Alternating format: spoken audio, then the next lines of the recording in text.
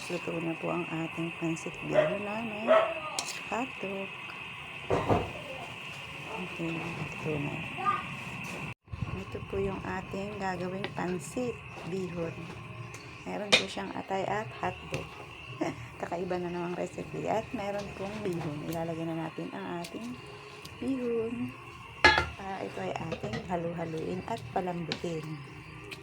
Operation halo tayo sa bihon kasi matagal siyang madurog. Kailangan ay durog na durog siya.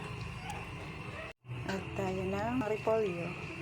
Repolyo na add natin para masarap. Maraming gulay.